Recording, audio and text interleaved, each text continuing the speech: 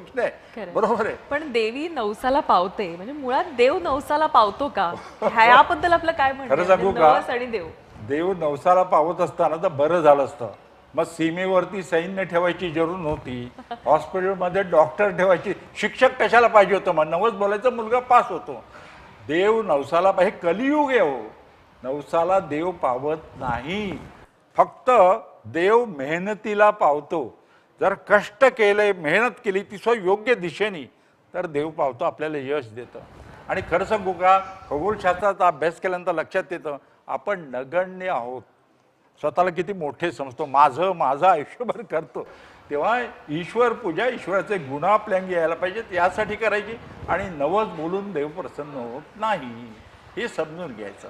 बरं मला एक सांगा की तुम्ही जसं म्हणालात की तुमचा अभ्यास हा संबंध आकाशावर म्हणजे तुमच्यासाठी जे अभ्यासाचं पुस्तक आहे ते निरंतर उघडं आहे आणि तुम्हाला या ओपन बुकमधून अभ्यास करायचा आहे.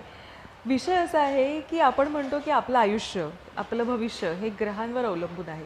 मला आज तुम्हाला प्रश्न विचारायचा आहे, खरंच आपलं भविष्य हे त्या ग्रहांवर अवलंबून आहे का जे तुम्ही गेली अनेक वर्ष अभ्यासत आहात? चांगला प्रश्न विचारलाय. तुम्हाला पण तो प्रश्न पडला असेल. ग्रह माणसांचं जीवन घडवतात, नक्कीच घडवतात. बरं. पण आकाशातील ग्रह नव्हेत, बरं. तर माणसाच्या मनातील ग्रह. कुठले ग्रह? आग्रह, विग्रह, संग्रह, पूर्वग्रह, अनुग्रह, सत्याग्रह. आग्रह करा एखाद्या चांगल्या गोष्टीचा, बिघडेल की नाही तब्येत, म्हणजे श्रीखंडाचा आग्रह केला. निग्रह करा चांगल्या गोष्टीचा, शुभग्रह. लक्षात ठेवा, आपले आई वडील, आपली मुलं, आपली पत्नी, आपला शेजारी, हे आपल्यावर जास्त परिणाम करतात, आकाशातील ग्रह परिणाम करत नाही. तसं असतं ना, तर भविष्य कळलं असतं ना, तर सगळं सोपं झालं असतं. तसं नाही. उद्या काय होणार आहे कळत नाही, कारण ते आपल्यावर अवलंबून आहे. म्हणून मी म्हटलं ना, चैतन्य म्हणजे ईश्वर, आणि तो प्रत्येकामध्ये आहे. तुमच्यामध्ये ईश्वर आहे, माझ्यामध्ये ईश्वर आहे. म्हणून बघा तुम्ही, वारकरी संप्रदायामध्ये एकमेकाला नमस्कार करतात. बरोबर. वाळवंटात सर्व समान, हे वारकरी पंथ सांगतो. भारतीय संस्कृतीचा संपूर्ण जगात अभ्यास केला जातोय, पण आपणच संस्कृती विसरत चाललेलो आहे. तरुण पिढीला ही माहिती द्यायला पाहिजे. कार्यकारणभाव समजून घ्यायचा, वैज्ञानिक दृष्टिकोन समजून घ्यायचा, आणि मग लक्षात येतं हे कशामुळे होत आहे, का होत आहे, हे प्रश्न आपण विचारून आपल्याच प्रश्नांचं उत्तर आपण शोधायचं. आणि आजी आजोबांचं, घरचे जे पालक आहेत ना, त्यांचं कर्तव्य आहे किंवा मेहनत कर योग्य दिशेनं, हे सांगायला पाहिजे. बरं, खगोलशास्त्र अभ्यासाचा फायदा होतो मग? तुम्ही म्हणता की ग्रहांचा आपल्यावर तसा परिणाम होत नाही, मग खगोलशास्त्राचा अभ्यास करायचा नेमका काय फायदा होतो? हा, चांगला प्रश्न विचारला. लक्षात ठेवा, विश्वामध्ये कुठे आपलं स्थान हे आपल्याला कळतं. आत्ता आपण इथे बसलेलो आहोत, हे आपल्या गावात आहे. आपलं गाव आपल्या तालुक्यात आहे, आपला तालुका आपल्या जिल्ह्यात आहे, आपला जिल्हा आपल्या महाराष्ट्र राज्यात आहे. महाराष्ट्र ज्या विश्वामध्ये कुठे आहे, तर भारत देशामध्ये. भारत देश विश्वामध्ये कुठे आहे? आशिया खंडावरती आहे. आशिया खंड विश्वामध्ये कुठे? पृथ्वीवरती आहे. पृथ्वी या विश्वामध्ये कुठे आहे? आपल्या सूर्यमालामध्ये 3 नंबरचा ग्रह पृथ्वी आहे. सूर्यमाला कुठे आहे? आकाशगंगेमध्ये, जिथे अब्जावधी सूर्यमाला आहेत.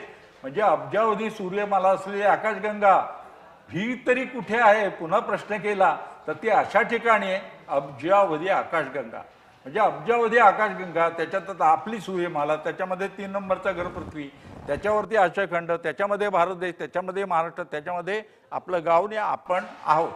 किती लहान आहोत मला सांगा ना, पण माणसं किती स्वतःला मोठी समजतात.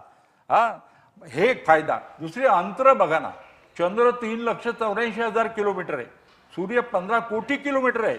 सूर्यापासून प्रकाश निघाला एका सेकंदाला 3 लक्ष किलोमीटर, तर पृथ्वीला 8.5 मिनिटं लागतात. आता 9 प्रकाश वर्ष अंतरावरती व्याध आहे. म्हणजे व्याध तारा पाहताना आपल्या डोळ्यात किरण येतो, तो 9 वर्षापूर्वी निघालेला असतो. बा काही तारे, रोहिणी तारका साध्या डोळ्यांनी दिसते, 68 प्रकाश वर्ष अंतरावरती आहे, 68 लाईट इयर्स. म्हणजे डोळ्यात किरण येतो तो 68 वर्षापूर्वी निघालेला असतो.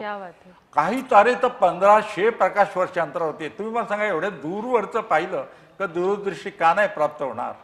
म्हणून खगोलशास्त्राचा अभ्यास केला पाहिजे. जिज्ञासा, कुतूहल वाढतं. लक्षात घ्या, परग्रहावर जीवसृष्टी असेल का? हे ताऱ्याचा जन्म कसा होतो, ग्रहांचा जन्म कसा होतो, कधी पृथ्वी जन्मली, काय झालं, हे समुद्र कसे तयार झाले, अशा प्रश्नांची उत्तरं आपण शोधायला लागतो आणि वैज्ञानिक दृष्टिकोन येतो. म्हणून खगोलशास्त्राचा अभ्यास फायदा, कुतूहल जिज्ञासा जागृत होतं आणि मैत्री चांगली होते. आपण वाईट मार्गाला जात नाही. म्हणून खगोलशास्त्र प्रत्येकाने शिकायला पाहिजे असं मला वाटतं. बरं, तुम्ही किती खग्रास सूर्यग्रहणं पाहिली आहेत आणि प्रत्येक सूर्यग्रहणामध्ये काहीतरी विविधता असते असं आपल्याला जाणवतं. नक्कीच असते. आणि सांगतो ना, चंद्र जेव्हा सूर्यबिंबाला पूर्णपणे झाकतो ना, त्याला खग्रास सूर्यग्रहण म्हणतात. आणि मला आठवतं 16 फेब्रुवारी 1980, किती वर्ष झाली बघा, आम्ही विज्ञान परिषदेतर्फे कारवारजवळ अंकोला म्हणून गाव आहे, तिथे सहल काढली आणि बरोबर काय नेलं. तुम्हाला माहिती आहे, ग्रहण म्हटलं की अंधश्रद्धा असतात की नाही. खायचं नाही, जेवायचं नाही, गरोदरची आणि भाजी चिरायची नाही. खरं सांगतो मी, पानं वगैरे घेऊन गेलेलात का? हो, आम्ही त्यावेळी काही नेलं सांगतो. 2 माणसं आमच्यातली जेवली तिथे आणि डॉक्टर बरोबर घेऊन गेलो. काय होतं बघा. आणखी महत्वाची गोष्ट म्हणजे प्राणी खातात की नाही हे बघितलं. कुत्र्या पुढे ब्रेड टाकला, कुत्रा ब्रेड खातो की नाही, मांजरापुढे दूध ठेवलं, मांजर दूध पिते की नाही, हे प्रयोग केले 80 साली. आणि खरं सांगतो मी तुम्हाला, त्यावेळी तापमान किती कमी होतं. लाजळू सारखं झाड आहे ना, रात्र झाली की पानं मिटतं. कोकणात टाकाळीचे झाड असतात, ते पण पानं मिटतात. ते पानं मिटतात ग्रहणामध्ये. ते तपासलं म्हणून लाजळूचं झाड आम्ही ठाण्याहून कारवारला, अंकोल्याला नेलं होतं एसटीतून. आणि तुम्हाला सांगतो, बरोबर 16 फेब्रुवारी 1980 तो दिवस अजून आठवतो. 4 मिनिटं खग्रास स्थिती होती. चंद्रानं सूर्याला झाकलं, अंधार झाला आणि अंधारामध्ये डायमंड रिंग पहिल्यांदा दिसली. आणि करोना प्रभा किरीट, म्हणजे आपल्याला माहिती आहे, पीठ चाळल्यानंतर आपण परात उचलल्यानंतर सभोवती सांडलेलं पीठ कसं दिसतं ना, तसं प्रभा किरीट दिसला आकाशामध्ये. त्याचा आकार आहे ना, तर सनस्पॉटवरती अवलंबून असतो असं शास्त्रज्ञांनी सांगितलंय. आणि मग त्या अंधार झाल्या, मग त्याच्यामध्ये शुक्र दिसला दिवसा, बुध दिसला आणि एक ग्रह दिसले दिवसा. आणि 2 मिनिटं 40 सेकंद टोटॅलिटी संपली. पुन्हा चंद्र बाजूला झाला. पहिला सूर्यकिरण आला ना, बस कोंबडा हरवला त्यावेळी, सूर्योदय झाल्यासारखा. मला अजून तो दिवस आठवतो. आणि नंतर डायमंड रिंग पुन्हा दिसली, शॅडो बँड दिसल्या, छायाप्रकाश लहरी त्या दिसल्या आणि ग्रहण सुटलं. तुम्हाला सांगू का, त्या मांजरानं दूध प्यालं त्या ग्रहणामध्ये, कुत्र्यानं ब्रेड खाल्ला.